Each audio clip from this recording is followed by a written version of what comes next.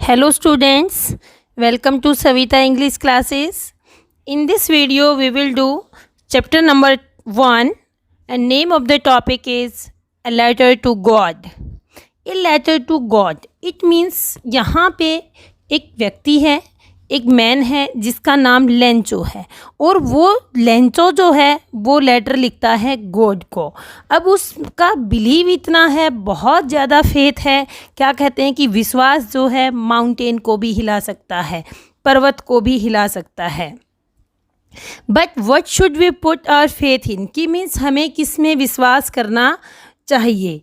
This is the question, ये है कि हमें कितना विश्वास करना चाहिए, कैसे विश्वास करना चाहिए कि इतना विश्वास कि पर्वत को भी मूव कर सके। तो यहाँ पे लेंचो जो है वो एक फार्मर है और गॉड को लेटर लिखता है कि उसकी जो क्रॉप्स हैं, फसल हैं, वो विनाश हो गया है उनका और वो 100 पैसे के लिए गॉड से पूछता है।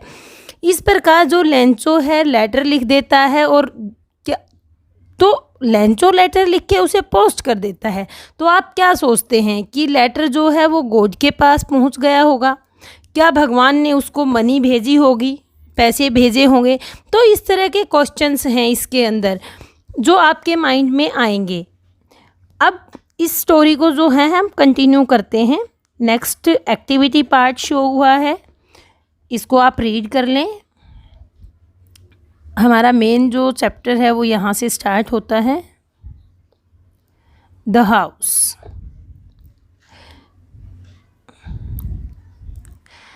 The house the only one in the entire valley. एक अकेला हाउस है, घर है पूरी घाटी के अंदर। और वो कहाँ स्थित है? एक लो हिल है, छोटी जो है पहाड़ी है और उस छोटी पहाड़ी के क्रेस्ट के ऊपर टॉप ऑफ ए हिल, उस पहाड़ी की चोटी के ऊपर उनका घर स्थित है। वहाँ उस हाइट से सब कुछ वो देख सकते हैं। रिवर दिखाई दे रही हैं, फील्ड दिखाई दे रहे हैं जहाँ पे राइप कॉर्न है, पकी हुई फसल है।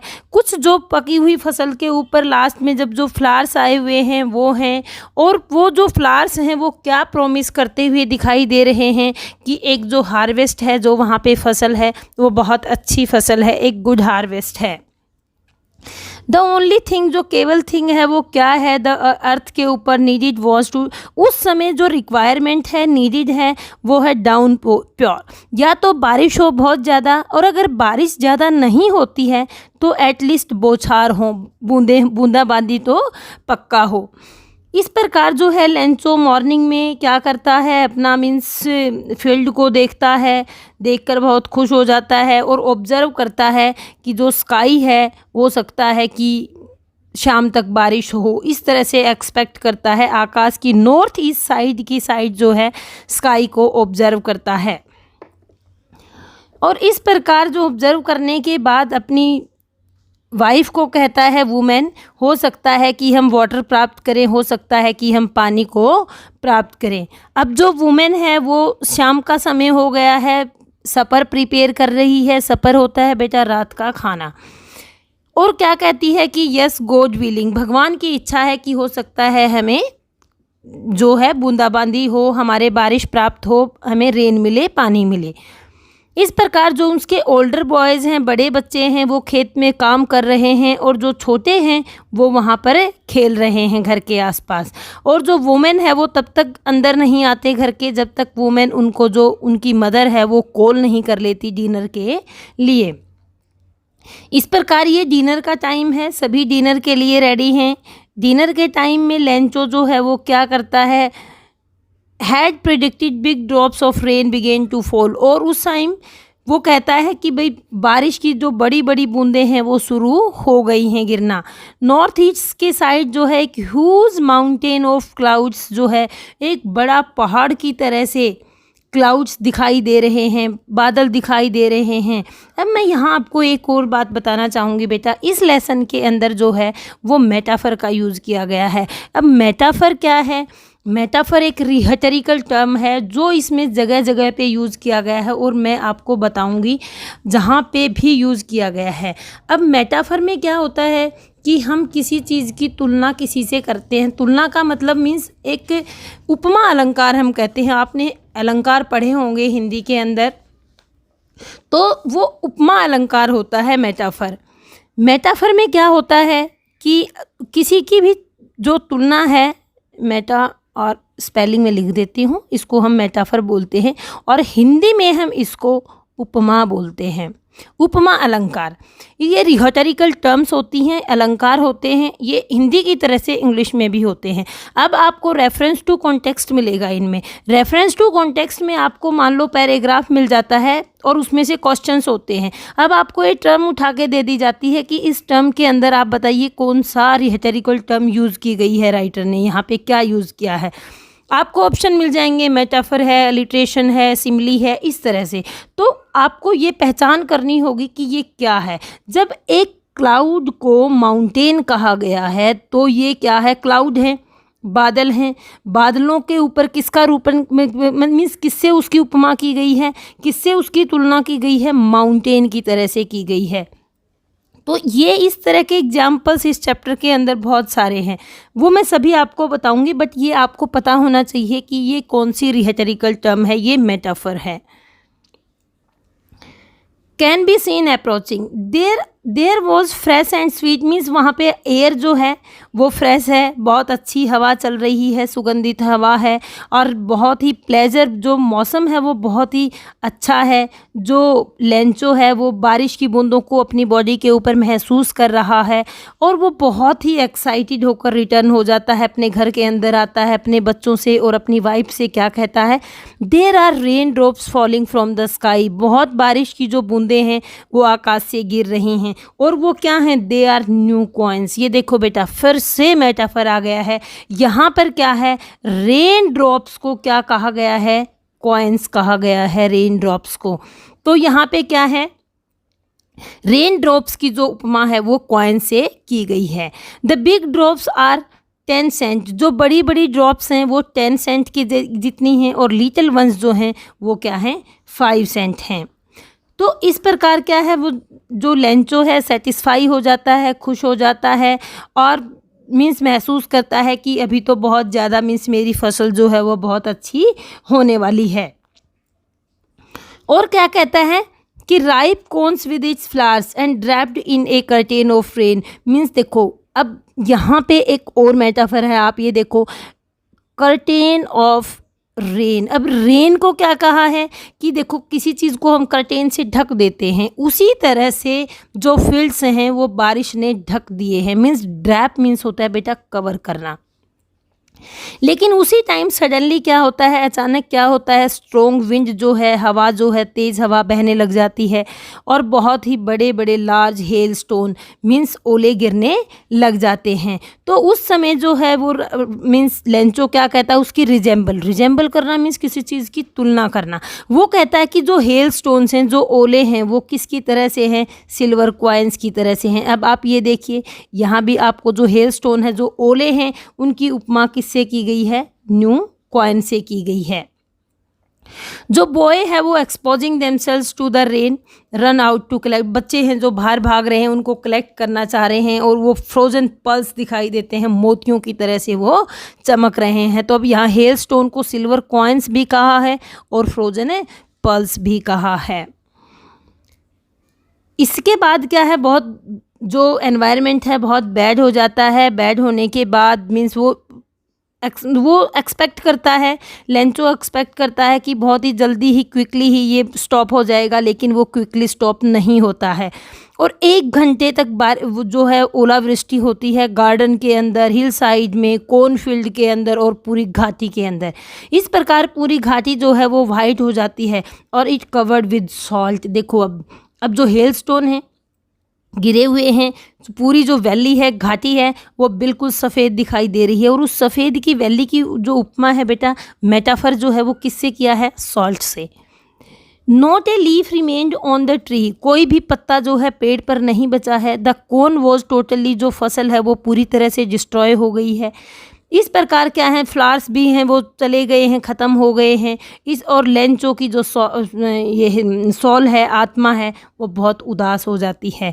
इस प्रकार स्टॉर्म जो है चला जाता है और मिडल में खड़ा हुआ अपने खेत के बीच में खड़ा होकर अपने बेटे को क्या कहता है, a plague of locust. A locust एक ऐसा इंसेक्ट होता है बेटा, टिड्डी दल जिसको हम कहते हैं, टिड्डियाँ बोलते हैं, कि वो एक ग्रुप में चलता है और वो जहाँ भी फसल में पर बैठ जाता है तो वो टोटली मीन्स 95% फसल को ख़त्म कर देता है और खा जाता है। तो यहाँ पर लेंचो कहता है कि ये हेल स्टोन से इतना ज़्यादा बर्बाद हो गया है कि लोकस्ट जो टिड्डियों का दल है वो भी इससे ज़्यादा छोड़ देता है। इट मीन्स खेतों में कुछ भी नहीं बचा है। वो कहता है कि इससे लेफ्ट मोर देन इससे ईयर, और इस साल हम क्या मीन्स टिड्डियाँ ने कुछ नहीं छोड़ा है और हेल स्टोन जो है मीन्स हेल स्टोन्स ने कुछ नहीं छोड़ा है, टिड्डियाँ जो हैं थोड़ा बहुत कुछ तो छोड़ देती हैं। वी विल मीन्स हमारे पास इस साल कोई फसल नहीं होगी। जो वो रात थी वो दुख से भरी हुई रात थी और मीन्स जो ऑल ओवर वर्क था वो नथिंग हो गया। सारा जो पीछे की मेहनत थी, काम था, वो ज़ीरो हो गया। इस प्रकार जो है वहाँ पर there is no one who can help us, वहाँ कोई भी नहीं था जो हमारी सहायता कर सकता था और इस साल हमें भूखे मरने वाले हैं कि हमें हमारी सहायता कोई नहीं करेगा। इस प्रकार जो है उनके हार्ट्स में सभी के जो वहाँ पर अकेला जो एक घर है घाटी के अंदर, जो सॉलिटरी मीन्स लोनली, अकेला, उनके अंदर एक सिंगल होप है। वो होप क्या है, हेल्प फ्रॉम गॉड, कि भगवान हमारी सहायता करेंगे। तो इस प्रकार जो है भगवान सहायता भी, वो कह रहे हैं अपसेट होने की ज़रूरत नहीं है, कोई भी भूख से नहीं मरता है और भगवान हमारी सहायता करेंगे। इस प्रकार पूरी नाइट जो है लेंचो सोचता रहता है और होप करता है कि जो भगवान है वो हेल्प करेंगे। और इस प्रकार जो है जो उसको इंस्ट्रक्शंस मिली हैं, मीन्स उसने लोगों से जो भी सुना है कि भगवान हर चीज़ को देखता है और यहाँ तक हमारी अंदर जो कॉन्साइंस है, हमारी जो अंतरात्मा है, उसकी आवाज़ भी भगवान सुन सकता है। और लेंचो क्या है, Lencho was an ox of man. ये देखो बेटा, यहाँ पे लेंचो को जो है ओक्स कहा गया है। इट मीन्स यहाँ भी हमारा क्या है, मेटाफर है, यहाँ भी हमारे मेटाफर का ही यूज़ है। तो यहाँ पे क्या है, मीन्स एक वर्किंग एनिमल की तरह से है जो खेत में बहुत मेहनत करता है, वैसे ही लेंचो अपने खेत में बहुत ज़्यादा मेहनत करता है। लेकिन वो अनपढ़ है, लेकिन फिर भी मीन्स उसे ज़्यादा इतना पढ़ाई लिखाई नहीं आती है, लेकिन इतना उसको आता है कि वो लेटर लिख सकता है। इस प्रकार सुबह हो जाती है और वो लेटर लिखना स्टार्ट कर देता है। इस प्रकार वो टाउन में जाकर उसको मेल को पोस्ट कर देता है और इट वॉज नथिंग, इसमें कुछ भी नहीं लिखा है, एक लेटर लिखा हुआ है गॉड को। और उस गॉड के लेटर में क्या लिखा हुआ है कि अगर आप हमारी सहायता नहीं करेंगे तो मेरा परिवार और मैं भूख से मर जाएंगे। हमें 100 पैसे चाहिए, किसके लिए, फसल उगाने के लिए, नेक्स्ट ईयर के लिए, और क्रॉप उगाने के लिए, और ज़िंदा रहने के लिए, खाने के लिए, टू लिव, ज़िंदा रहने के लिए। क्यों, because the hell stone dot dot छोड़ दिया है कि हेल स्टोन ने हमारी सारी फसल को बर्बाद कर दिया है। वह लिखता है to God, he wrote to God on the envelope के, मीन्स एनवेलप के ऊपर भगवान का एड्रेस लिखता है और अंदर भी मीन्स अपनी ट्रबल को एक्सप्लेन करता है, अपनी पीड़ा को एक्सप्लेन करता है और पोस्ट ऑफिस में स्टैंप लगाकर उसको मेल बॉक्स में ड्रॉप कर देता है। इस प्रकार क्या होता है, वन ऑफ द एम्प्लॉय जो है, वहाँ का जो एम्प्लॉय है, जो पोस्टमैन है, वो उस लेटर को निकालता है मेल बॉक्स से अंदर और हंसते हुए वो लेटर जो है बॉस के पास लेकर जाता है। बॉस क्या देखता है, मीन्स लेटर टू गॉड, भाई कहाँ लेकर जाना है। जो पोस्टमैन है उसे इस एड्रेस का पता नहीं है कि भाई ये भगवान के पास कैसे पहुंचाया जाए। तो इस प्रकार वो पोस्ट मास्टर जो वहाँ का ऑनर है, जो वहाँ का ऑफिसर है, उसके पास लेकर जाता है। वो एक फैट है एमिएबल। एमिएबल होता है बेटा फ्रेंडली, जो बहुत ही अच्छे नेचर का हो, मित्र जैसे व्यवहार करने वाला हो, ऐसा साथी था। तो वो हंसने लग जाता है, लेकिन हंसते ही वो उस चीज़ को सीरियस लेता है। एक बार हंसता है लेकिन इमीडिएटली तुरंत उसके लिए सीरियस हो जाता है और जो टेबल के ऊपर टैपिंग करते हुए मीन्स टेबल को थपथपाता है और क्या कहता है, व्हाट ए फेथ, क्या भगवान में विश्वास है। इस तरह का जो फेथ है वो मैन में होना चाहिए और ऐसा मेरे अंदर भी डेवलप होना चाहिए कि मैं भी भगवान से बात कर सकूं, कोरस्पॉन्डेंस कर सकूं, उससे इंटरेक्ट कर सकूं, और ऐसा जो बिलीव है वो मुझे चाहिए।